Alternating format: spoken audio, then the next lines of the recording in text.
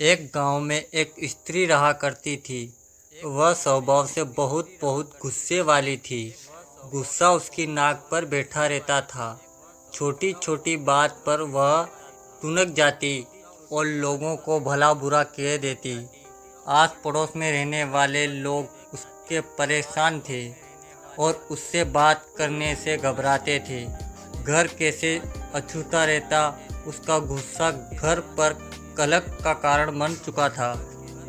उस स्त्री को एहसास था कि गुस्सा उसके लिए परेशानी का सबक बनता जा रहा है।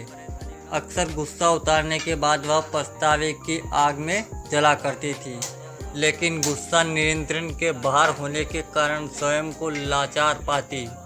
एक दिन गांव में एक महात्मा पधारे। उनकी कृति जब स्त्री के कानों तक पहुंची तो उसने निश्चय किया कि वह महात्मा जी से मिलकर अपने गुस्से को दूर करने का उपाय पूछेगी।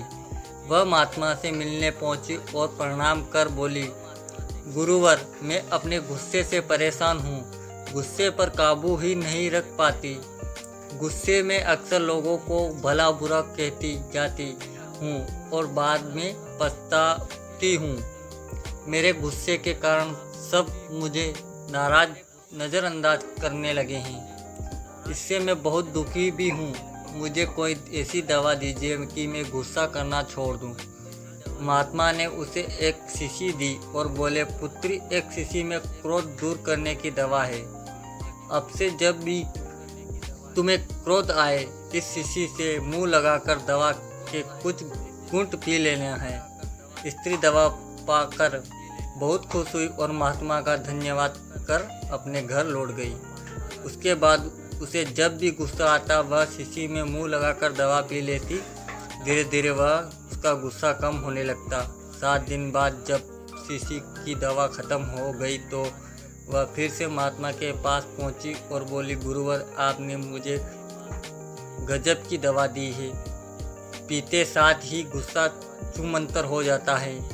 अब वह दवा खत्म हो गई है। कृपा करके मुझे उस दवा की एक शीशी और दे दीजिए।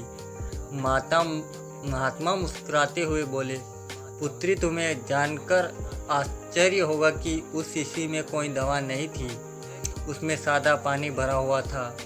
क्रोध आने पर जब भी तुम उस शीशी से पानी पीती थी तो शीशी मुंह में होने के कारण तुम कुछ बोल नहीं पाती थी।